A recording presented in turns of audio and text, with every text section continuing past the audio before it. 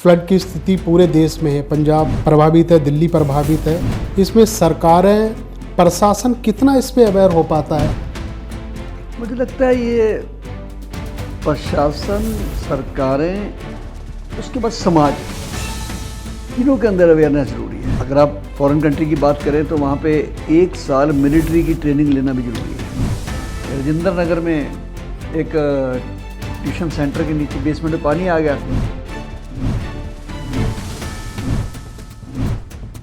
सारी दिल्ली की basement check होनी शुरू हो गई। विवेक विहार के अंदर एक न्यू बॉर्न बेबी के हॉस्पिटल में आग लगी जिसमें 8 बच्चे मरे।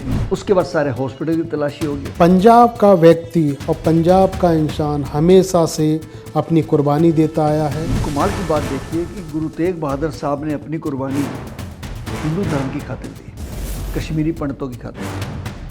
साहिब श्री गुरु गोविंद सिंह जी और 4 साहिबजादों ने अपनी शहादत हिंदुओं की रक्षा के लिए दी। उन्होंने कहा हम कोई धर्म परिवर्तन नहीं करेंगे। लेकिन मजेदार बात है कि जब 1984 का कत्लेआम हुआ, मारने वाले कौन? जिनको बचाना चाहिए था वो कहाँ चले गए? क्योंकि कोर्ट भी आज तक उस डिसीजन पे, ये जो सवाल आपने मेरे से करा, कौन थे, कोर्ट भी वहाँ नहीं पहुँच पाता। और जब डेड बॉडी उनको उठा के ले आए हमारे पड़ोसी एक फिएट कार में, भाटिया साहब, तो पुलिस और मिलिट्री आ गई कि आपके बच्चे को दाह संस्कार शमशान में नहीं हो सकता क्योंकि वहाँ मॉब आ जाएगा, आप अपने घर के सामने कर लीजिए। देखिए कितनी ज़बरदस्त त्रासदी थी वो। कहते मुझे उस कंट्री में नहीं रहना जहाँ अपने बेटे को जलाने का अधिकार ना हो। जी, जैसे मेरे पिताजी आज भी कहते हैं कि उस समय सिखों ने अपनी जान बचाने के लिए रातों रात पग उतार के बाल कटवा दिए थे कि कैसे ही हम जान बचाएं। इसको कुछ लोगों ने ये जरूर किया कि अगर मेरे घर में आना है तो आप बाल कटवाओ। तो फिर आपने क्या बचाया?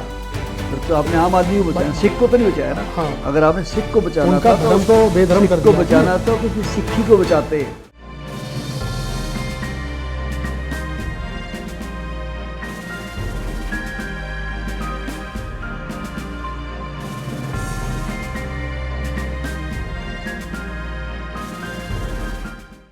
कलयुग में भगवान को तो किसी ने नहीं देखा, लेकिन भगवान के प्रतिरूप और उनके भेजे हुए कुछ ऐसे लोग जो आज भी धरती पे हैं, कुछ आदर्श हैं, कुछ दिखाई देते हैं। जो दिख रहे हैं उनमें से एक चेहरा आज मैं आपको दिखाऊंगा। अगर थोड़ा सा उनके परिचय, उनके बारे में अगर मैं बताऊं तो आप पहचान जाओगे। दिल्ली एनसीआर में जितनी लावारिस शव, लाशें जितनी ये होती हैं, अब तक वो उनका अंतिम संस्कार अपना बन के करते आए हैं। अब ये सिलसिला उनका लगभग 30 सालों से चल रहा है। जितेंद्र सिंह शंटी जी की मैं बात कर रहा हूँ, जिनको 2021 में पद्मश्री मिला। सामाजिक क्षेत्रों में परिचय बहुत लंबा है, लेकिन मैं थोड़ा सा परिचय उनका देना चाहूँगा। आपने जो देश के लिए और जो जनता के लिए जो आपने करा है, तो बिरले लोग ऐसे करते हैं। जितेंद्र जी, आपका हमारे पॉडकास्ट में बहुत बहुत स्वागत है। धन्यवाद। जय हिंद। जितेंद्र जी, सबसे पहले एक सवाल मैं आपसे करना चाहूँगा। जिस तरीके से इस समय फ्लड की स्थिति पूरे देश में है, पंजाब प्रभावित है, दिल्ली प्रभावित है, जब ये पीरियड होता है 2-3 महीनों का, जब बाढ़ की स्थिति पूरे देश में बनती है, इससे जनता तो अवेयर होती नहीं है। और यहाँ तक देखें तो अगर मैं आपसे पूछूं, इसमें सरकारें, प्रशासन कितना इस पे अवेयर हो पाता है? अगर होता मेरे ख्याल से तो ऐसी स्थिति नहीं बन पाती। मुझे लगता है ये प्रशासन, सरकारें, उसके बाद समाज, तीनों के अंदर अवेयरनेस ज़रूरी है। हमारी जो नई पीढ़ी है ख़ास करके, अगर आप फॉरेन कंट्री की बात करें तो वहाँ पे 1 साल मिलिट्री की ट्रेनिंग लेना भी ज़रूरी है। उसी का एक पार्ट है डिजास्टर। मैंने खुद डिजास्टर मैनेजमेंट का कोर्स NIDM से किया है, national institute of disaster management. मेरा बेटा यही कोर्स लंदन से, कवेंट्री यूनिवर्सिटी से करके आया, dead body management and disaster management. आम व्यक्ति, आम बच्चे जो हैं, नौजवान, कोई कह रहा है मैं डॉक्टर बनूंगा, कोई कह रहा है इंजीनियर, MBA करना है, लेकिन कोई नहीं कहता कि मैं डिजास्टर मैनेजमेंट काम करूँगा, क्योंकि उनको कोई दिखता नहीं है सामने। उनको लगता है कि अगर हम कर भी आए तो नौकरी कहाँ मिलेगी हमको। और यही हाल प्रशासन का है कि जब आग कहीं लग जाती है, दिल्ली के अंदर मुखर्जी नगर में आग लगी, PG के अंदर, सारी दिल्ली के PG की तलाशी शुरू हो गई, सारे डिपार्टमेंट जाग गए।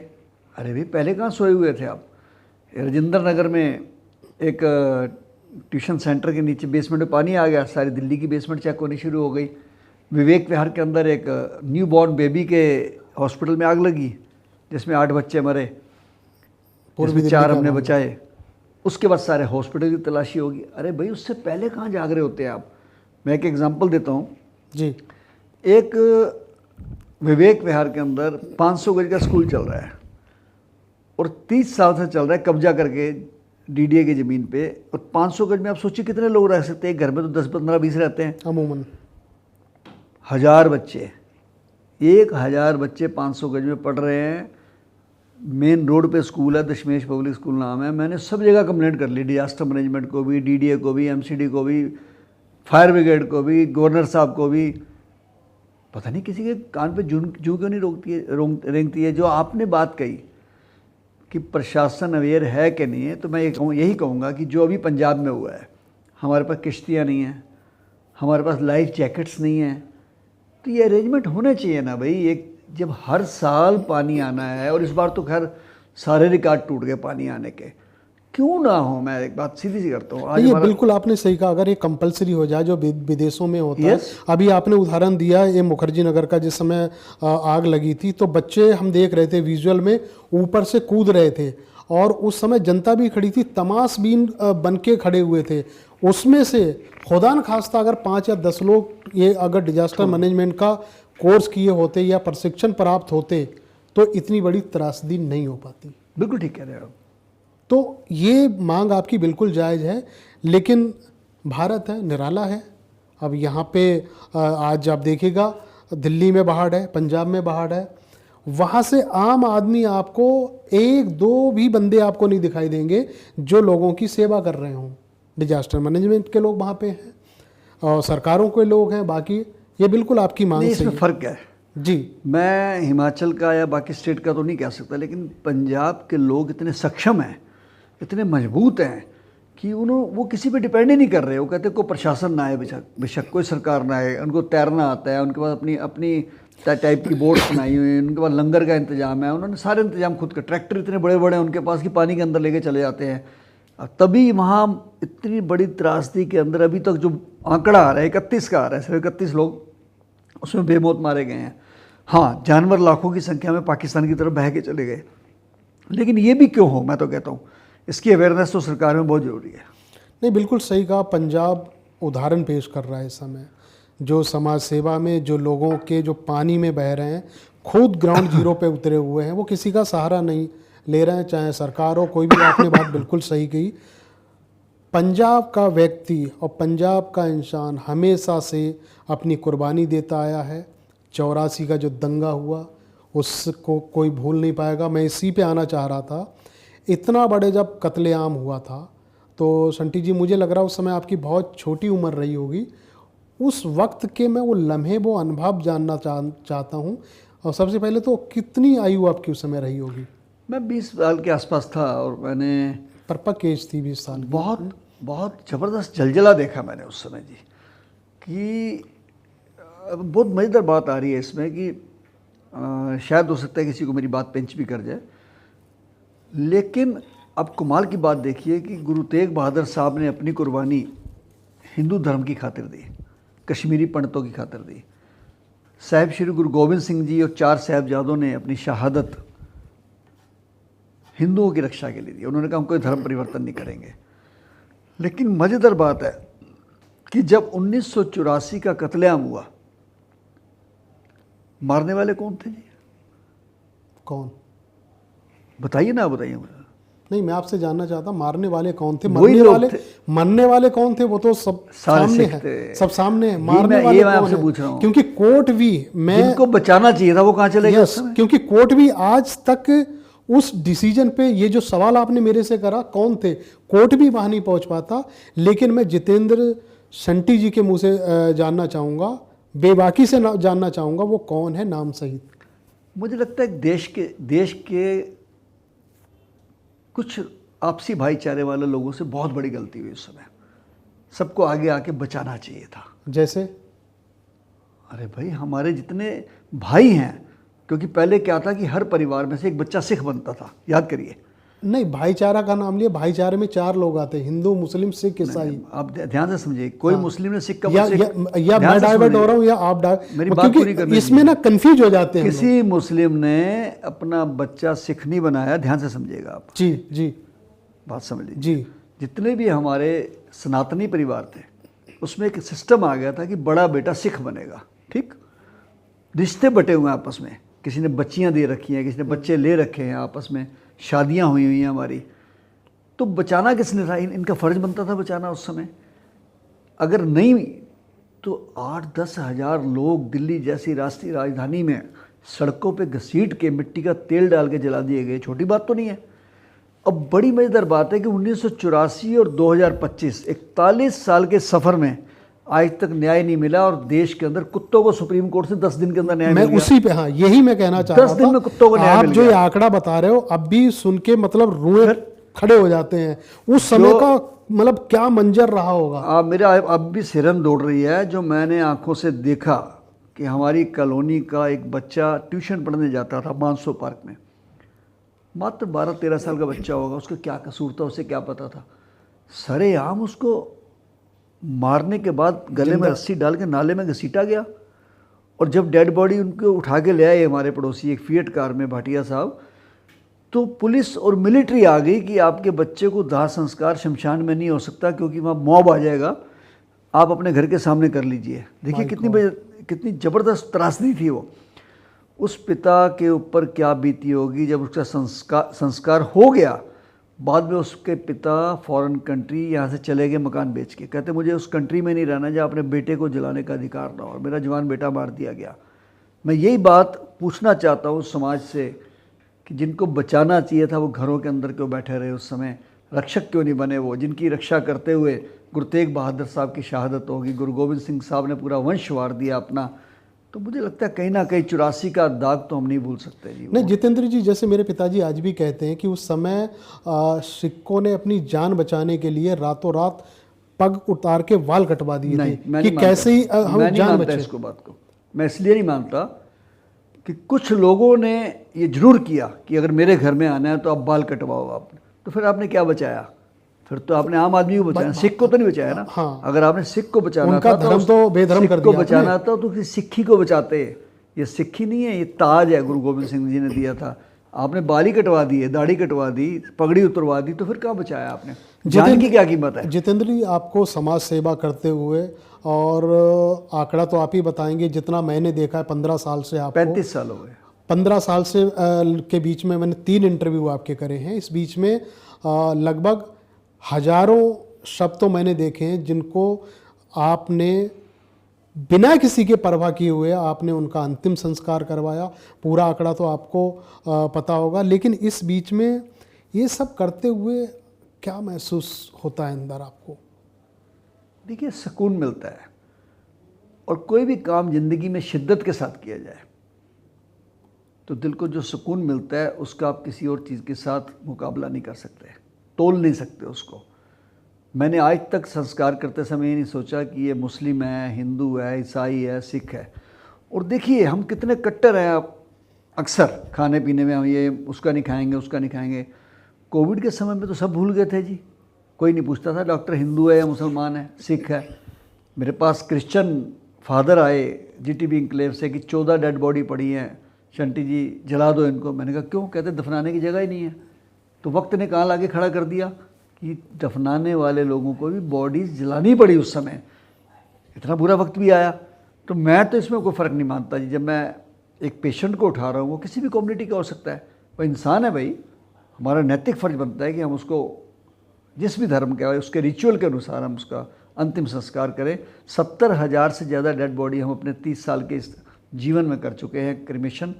और कोविड की बात करें तो 4,266 क्रिमेशन हमने दिलशाद गार्डन में, सीमापुरी शमशान घाट में किए, जहाँ एक दिन में 100, 150, पौने 200 तक लाश आती थी। सारे रिकॉर्ड टूट गए जो हमने ज़िंदगी में नहीं देखा था, ऐसा कहर जलजला वो देखने का मौका। ये आंकड़ा अपने आप में रोंगटे खड़े करता है। 4,200 से भी ऊपर। Yes, और वो पीरियड मेरे ख्याल से तकरीबन 2.5 महीने का रहा होगा, 2 महीने। 2 महीने का पीरियड, उसमें आपने इतना वो करा। और कुछ मैंने आपके वीडियोज वगैरह भी देखे, मतलब आज भी जब वो आंखों के सामने से तैरती हैं वो तस्वीर हैं। एक शायद आप बताएंगे जिनका परिजन भी थे, और आपने उस समय जो उस समय वो पहना गया था, उस समय पीपी किट पहने हुए थे, लेकिन जब आप ले जा रहे हो तो उन्होंने कहा सरदार जी 2 मिनट रुकिएगा। आपने कहा क्यों? फिर उसका वाक्य आप बताएंगे कि उनके हाथों में क्या था उस समय। मैंने देखिए, सच बताऊं, मैंने अच्छे चेहरे भी देखे इस कोविड में, और बहुत बुरे भी देखे चेहरे। अच्छे इन द सेंस, कई लोगों ने अपना रोल अदा किया। जैसे डॉक्टर को हम भगवान कहते हैं, डॉक्टर हो गए, टेक्नीशियन हो गए, एम्बुलेंस ड्राइवर हो गए, ये भगवान के रूप में काम कर रहे थे, शमशान घाट पे काम करने वाले कर्मी। लेकिन दूसरी तरफ कई हॉस्पिटलों ने लूटमार कर रखी थी, 25-25, 50-50 लाख रुपए का बिल उड़ा रहे थे। ये फार्मा कंपनी वालों ने लूट मचा रखी थी, लैब वालों ने गुंडागर्दी करी हुई थी, इंश्योरेंस कंपनी वालों ने, चारों मिल गए आपस में। अच्छे लोग भी थे जो फ्री में भी काम कर रहे थे, लेकिन कुछ परिवारों के खून जो सफ़ेद हो गए, जो मैंने अपनी आंखों से देखा। एक तो बहन जी ने मुझे फ़ोन किया कि बच्चे कनाडा में हैं, शंटी जी अंकल की डेथ हो गई, आपके ले जाओ। मैं डेड बॉडी लेने गया, जब तैयार किया बॉडी को तो मैंने कहा आंटी जी मत्था टेक लो पास आके। पास नहीं आए, वो दूर से कहा उन्होंने, 20 फुट दूर से, कि नहीं नहीं ठीक है ले जाओ आप। अपने परिजन की, अरे सकी वाइफ भाई भी उनकी बता रहा हूँ मैं आपको। मतलब जो गुरबाणी में लिखा था ना सर, सच मैंने देखा कि सुख में आन बहुत मिल बैठत, रहत चहो दिस घेरे, विपत परी सभी सग छाटत, कौ नावत ने रहे। कोई पास नहीं आया।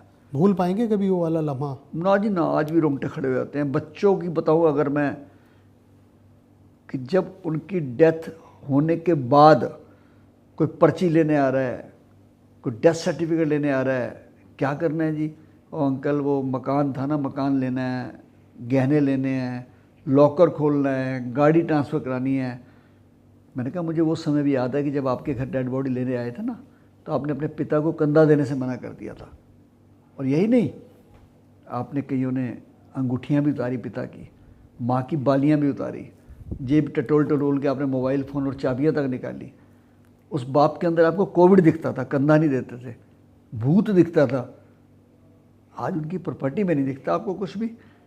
तो वो जलजला जो था ना जी, वो मैं भूल नहीं सकता, सारी ज़िंदगी नहीं भूल सकता। बहुत यादें हैं उसकी, बहुत बहुत ज़्यादा यादें हैं, क्योंकि 4266 डेड बॉडी को मैं करीब से देखा है। जितेंद्र जी, एक सवाल आपसे बड़ा ईमानदारी से मैं जानना चाहूँगा, और कई समय से वो कौनता रहता था कि जब कभी आपसे भेंट हो तो मैं पूछूं। इतना सारा आप करते हो, एम्बुलेंस आपकी फ्री, आपके वॉलेंटियर सारे फ्री, मॉर्चरी से लेके मैं क्या क्या आपको गिनाऊं, इतना सब आप करते हो। और अभी भी आए आप, जब मेरे स्टूडियो में आए हो, जब कई सारे पॉडकास्ट हम करते हैं, बेल बॉटम एकदम कतई, आप एक साधारण सी चेक की शर्ट पहन के आए हो, सामान्य जूते, और मैं दर्शकों को बता दूं, मेरे दफ्तर में जब जितेंद्र जी आज इंटरव्यू देने आए थे, एम्बुलेंस में बैठ के आए हैं। आप ये सोच सकते हो ऐसा व्यक्ति, ऐसा शख्स क्या लेके जाएगा अपने लिए, क्यों करता दूसरों के लिए। लेकिन मैं वही जानना चाहता हूँ, क्या कभी कोई इस सारी की चैरिटी, किसी सरकार ने आपका सहयोग, सेंट्रल गवर्नमेंट ने कभी कुछ सहयोग करा? ना जी ना दिल्ली सरकार ने, ना भारत सरकार ने, बल्कि एम्बुलेंस खड़ी करने के लिए जो जगह लिया डीडीए से, उसका भी किराया देता हूँ, वो भी लाखों रुपए किराया देता हूँ मैं उसका। ना कोविड में उन्होंने कभी दिए, ना वैसे दिए।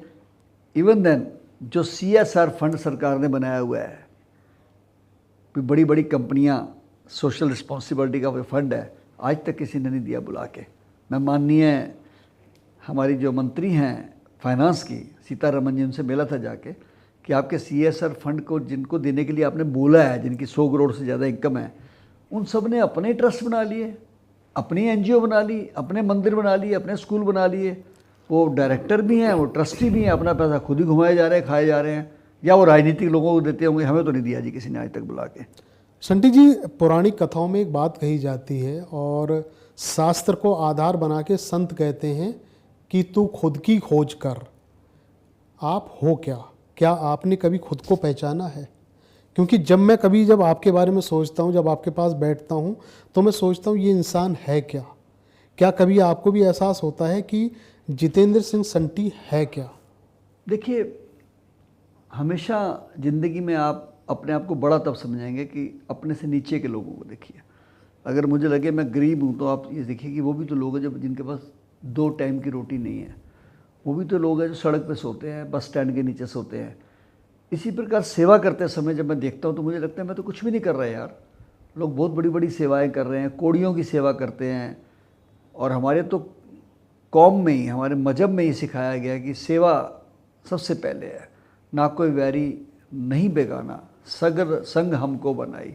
और गुरु नानक देव साहब ने कहा था हमें कि अव्वल अल्लाह नूर पाया, कुदरत के सब बंदे, एक नूर ते सब जग उपजा, कौन भले कौन मंदे। सब अच्छे लोग हैं, मेरे से अच्छे करने वाले बहुत हैं। मैं समझता हूँ जो मैं कर रहा हूँ ये मेरा जुनून है। मेरे घर वाले मेरा साथ देते हैं, मेरी मिसेज, मेरे बच्चे, मेरा स्टाफ, ये मेरा, अब समझ लीजिए जो है मेरे जीवन में यही है, एम्बुलेंस ही है बस। जितेंद्र जी, आपने एक बयान और बड़ा प्रचलित होता है जिसको मैं विस्तार से आज जानना चाहूँगा। आप अमीर और गरीब की जो मौत होती है उसमें फ़र्क आप समझ चुके हैं, वो फ़र्क है क्या? बहुत बड़ा फ़र्क है जी। जैसे हजारों डेड बॉडीज़ में मैं जा चुका हूँ अपने जीवन में। आज भी 2 जगह होके आया हूँ सुबह। अमीर क्या मौत होती है जी, काले चश्मे पहन के वो खड़े रहते हैं, एक आंसू नहीं गिरता उनकी आंख से। क्यों नहीं गिरता? उनको पता है बाप ही तो गया है ना। कोठी छोड़ गया है, दुकान छोड़ गया है, फैक्ट्री छोड़ गया है, गाड़ियाँ छोड़ गया है, जायदाद छोड़ गया है, बाप ही तो गया है ना। हमारे पास तो सब कुछ है। और गरीब आदमी, उनके पिता की अगर मृत्यु हो जाए सब तो लोग रो रो के आसमान को सिर पे उठा लेते हैं, क्योंकि उसी बाप ने रोटी खिलानी है, उसी ने घर के बिजली का बिल भरना है, उसी ने हमारी बच्ची की शादी करनी है, उसी ने लाना है जो कुछ लाना है, साइकिल पे जाके, रिक्शे पे जाके। उनको लगता है आज हमारा बाप नहीं गया, हमारा जीवन चला गया है। और रो रो के बस समझ लीजिए आसमान को सिर पे उठा लेते हैं और इतना बिलखते हैं, झलकता है उनके अंदर से, दुख झलकता है। लेकिन मैंने किसी अमीर आदमी को अपने बाप या माँ के लिए रोता हुआ नहीं देखा कभी भी। सिर्फ दिखावे के लिए वो जो करते हैं वो करते हैं, जो रिचुअल्स हैं वो करने पड़ते हैं उनको। और बल्कि उसमें भी आजकल तो मंदिरों में और गुरुद्वारों में जो हो रहा है, 5 स्टार रोटी होती है जी क्रिया के ऊपर, 5 स्टार ब्रंच होता है, लंच होता है। उनको कोई लेना देना नहीं है, उनका बाप ही गया बाकी कुछ नहीं गया, माँ ही गई है बाकी कुछ नहीं गया। लेकिन सच बोलूँ मैं आपको कि पिता को जीते जी अगर इज्जत नहीं दी और जाने के बाद आप श्राद्ध करा रहे हैं, पंडितों को खिला रहे हैं, ज्ञानियों को खिला रहे हैं, उसके लिए गुरु ग्रंथ साहिब में लिखा है, जीवित पितर न माने कोई, मुँहे श्राद्ध करावे। कोई फ़ायदा नहीं है उसका। जो इस समय पितृ पक्ष चल रहे हैं, जो हम लोग देख रहे हैं अक्सर, इस समय भी यही सब देखने को मिलता है। जितेंद्र जी, एम्बुलेंस आपके जीवन का हिस्सा बन चुकी है। मेरे ऑफिस भी आप एम्बुलेंस से ही आए हो और इसके आधार पे आपको एम्बुलेंस मैन कहा जाता है। ये शब्द जब आपको कोई कहता है या जब आपके सामने आता, क्या महसूस करते हैं आप? मुझे खुशी होती है। मुझे याद है कि जब मैंने आज से 32-33 साल पहले जब शुरू किया था ये काम, तो छेड़ते थे लोग मुझे। कोई कहता था ये कफन बेचता है, कोई कहता लाशों का काम करता है। जब मैं ब्लड डोनेशन करता था, क्योंकि मैं 106 बार ब्लड दे चुका हूँ, तो कहते थे खून बेचता है। लेकिन आज वही लोग मेरी नकल करते हैं। एम्बुलेंस में चलने का मुझे जो फ़ायदे हैं वो ये है कि रास्ते चलते हुए एक्सीडेंट हो गया, मैं उसको उठा के फटाफट ले जाता हूँ हॉस्पिटल, उसकी जान बच जाती है। कई लोग कहते हैं मर गया मत उठाओ, मैं लेके जाता हूँ बच जाता है। सैकड़ों ऐसे लोग हैं जो मेरे ले जाने से बच गए। आज वो कहीं भी मिलते हैं तो ये कहते हैं शंटी जी ये तो हम आपने जीवन दिया है। मैं कहा नहीं, दिया तो ईश्वर ने है भाई, मैंने नहीं दिया। तो मुझे एम्बुलेंस मैन कहलाने में, कोई मुझे एम्बुलेंस मैन कहता है, कोई डोनर सिंह कहता है, क्योंकि मैं ब्लड जब मेरे 100 बार हो गया था तो मुझे डोनर सिंह का अवार्ड मिला था। सॉर्बन यूनिवर्सिटी ने मुझे डॉक्टरेट दे दी। और इससे बड़ी और क्या बात है कि भारत सरकार के राष्ट्रपति पद्मश्री अवार्ड मुझे नवाजा उन्होंने, तो मैं उनका धन्यवाद करता हूँ। दोस्तों, ये बहुत बड़ी बात है, पद्मश्री से जो व्यक्ति नवाजा गया हो और उसके अलावा देश विदेश से जिनको बड़े बड़े अवार्ड मिले हों, जब इतना सब किसी के साथ में हो जाता तो उनके पैर धरती पे नहीं रहते हैं, आसमान पे उड़ते हैं, ऑडी मर्सिडीज इतनी बड़ी बड़ी गाड़ियों से नीचे नहीं चलता है। ये व्यक्ति जो मेरे सामने बैठा हुआ है एम्बुलेंस से चलता है, आज भी एम्बुलेंस से यहाँ पे आए हैं। और वो चलने का कारण क्या है शायद संटी जी नहीं बता पाए, मैं बताता हूँ। एम्बुलेंस में सारी व्यवस्थाएं इनकी होती हैं, ऑक्सीजन वगैरह, एस्टिमेट वगैरह, जितने फर्स्ट एड बॉडी बैग है, डेड बॉडी बैग और स्ट्रेचर सब कुछ होता है। वो इसलिए होता है राह चलते भी इनको अगर कोई इंजर्ड या कोई एक्सीडेंटल अगर केस मिल जाता है तो ये जहाँ जाते हैं वहाँ से मुड़ जाते हैं, वहाँ भूल जाते हैं कि मुझे वहाँ जाना है, उस घायल व्यक्ति को उठा के सीधे अस्पताल ले जाते हैं। तो ऐसे व्यक्तियों का इस धरती पे होना अपने आप में बहुत बड़ी बात होती है। जिस दिन मुझे पद्मश्री मिलता है उसी शाम को तो मुझे फ़ोन आता है जी कि शंटी जी एक डेड बॉडी पड़ी है। मैंने अपने ड्राइवर को बोला जल्दी एम्बुलेंस उठाओ, हम दोनों वहाँ पहुँच गए। अब अकेले हम दोनों हैं। डेड बॉडी को मैंने स्ट्रेचर निकाला, उस पर डाला, पहले मोर्ची बैग में डाला, फिर उस पर रखा। इतने में SHO साहब आ गए, वहाँ पे पुलिस आ गई क्योंकि पुलिस कॉल थी। अरे शंटी जी आपने डेड बॉडी उठा भी ली, अभी तो हमने इसकी फ़ोटो खींच ली थी। मैंने कहा खींच लीजिए। तो कहने लगे अरे आप तो आज तो आपको पद्मश्री मिला है, आप आज भी लाश उठा रहे हैं। मैंने कहा जी मैं पद्मश्री की वजह से लाश नहीं उठा रहा हूँ, लाश उठाने की वजह से पद्मश्री मिला है। ये मेरा कर्म है, इसको मैं कभी नहीं छोड़ूंगा, इसका और बढ़ाऊंगा। मैं अपने जीवन में, मेरा जो जीवन रह गया है, इसी कर्म को करते हुए जाना चाहता हूँ। तो संटी जी जैसे आपसे कोई संपर्क करे, सुगम रास्ता, सुगम नंबर क्या है जो आप बता भी सकते हैं ताकि हम नीचे फ्लैश में भी चला दें दर्शकों, कभी इस तरह की कोई घटना हो, दुर्घटना हो या कोई लावारिस आपको शव वगैरह कहीं दिखाई देता है तो आप संटी जी को फ़ोन करके बाकायदा आप अपने पास एम्बुलेंस और पूरी व्यवस्था आपके पास पहुंच जाएगी। देखिए दिल्ली NCR तो है ही हमारे पास, इसके अलावा भी देश में अगर किसी को लगता है कि किसी का कोई संस्कार करने वाला नहीं है या कोई माता पिता को लगता है कि हमारे जाने के बाद कौन करेगा, तो आप हमें अपना नंबर नोट कराइए, हम करेंगे। हमारा नंबर ये है 8750674433। ये नंबर 24 घंटे का नंबर है। ये नंबर अब मैं फ्लैश पे भी फ्लैश आउट और कर जो देंगे। यज्ञ हम कर रहे हैं, अगर आप इस यज्ञ में अपनी आहुति देना चाहते हैं कि आप भी जुड़ना चाहते हैं शहीद भगत सिंह सेवा दल में, या कहीं होगा मुझे फ़ोन आता है कि शंटी जी 4 डेड बॉडी हम भी कराएंगे संस्कार, लकड़ी हम देंगे। कोई मुझे कहता है जी हम आपकी एम्बुलेंस के लिए पेट्रोल देना चाहते हैं, तो बड़ी खुशी होती है यार, इस यज्ञ में आहुति तो दे रहे हैं, तो उसके लिए भी आप फ़ोन कर सकते हैं। अभी हमें एम्बुलेंस भी दी है, ये जो मैं एम्बुलेंस लाया हूँ आज हमको रोटरी क्लब ने दी है। ऐसे बहुत लोग आ गया है। कोरोना के समय में भी आपके ये स्लीप वेल कंपनी ने हमें एम्बुलेंस भेजी, कोरोना के टाइम में टेक महिंद्रा ने भेजी, बजाज एलियंस ने भेजी, अक्षय कुमार जी ने 2 एम्बुलेंस भेजी। ये छोटी बात नहीं है। तो आप उसके लिए भी, सेवा देने के लिए भी जुड़ सकते हैं। हमारा नंबर है जो मैंने बोला था 8750674433 और दूसरा नंबर है 9999979843। 24 घंटे के हमारे नंबर हैं। कहीं भी आपको लगता है कि कोई दाह संस्कार करने वाला नहीं है, लकड़ी देने वाला नहीं है, तो आप हमें उसके लिए सूचित कर सकते हैं। और मानव अधिकार के लिए कहीं भी आपको लगता है कि हनन हो रहा है अगर ह्यूमन राइट्स का, तो जितेंद्र सिंह शंटी उसके लिए आवाज़ उठाने को तैयार है। कोरोना पे 11 FIR मेरे खिलाफ हुई हैं जी, क्योंकि मैंने उन डेड बॉडीज़ को उठाया हॉस्पिटल से जाके जो देते नहीं थे कि पैसे दो जी, पहले 40 लाख रुपए दो, 30 लाख रुपए दो, और उसका मैंने बाद में कानून पास कराया NHRC में, नेशनल ह्यूमन राइट कमीशन में, कि कोई भी हॉस्पिटल किसी भी डेड बॉडी को पैसे की वजह से नहीं रोक सकता, चाहे 50 लाख का बिल हो, उसे बॉडी देनी पड़ेगी तुरंत। और जबकि ऐसा हुआ था उस समय, बहुत हुआ था। तकरीबन अस्पतालों में लूट मार हो गई थी, बहुत लूट मार हो गई थी उस समय। तो अब देखिएगा दूसरों की सेवा करते करते अपने ऊपर मुकदमों का भी उन्होंने भार झेला। मैं सारे देशवासियों को यही कहूँगा कि समय आ गया है आपको आगे आने का। सरकारों पर निर्भर करना, प्रशासन पर निर्भर करना छोड़ दीजिए। वो सब कुछ अपना काम कर रहे हैं, आप अपना करिए। बिजली नहीं आती, हम इन्वर्टर लगाते हैं। पानी साफ़ नहीं आता, RO लगाते हैं। सुरक्षा के लिए CCTV कैमरे लगाते हैं। तो आने वाले समय के लिए तैयार हो जाइए। अपने अपने धार्मिक स्थलों में कंसंट्रेटर रखिए, ऑक्सीजन सिलेंडर रखिए, एम्बुलेंस बनाइए, लोगों के लिए दाह संस्कार की सेवा करिए।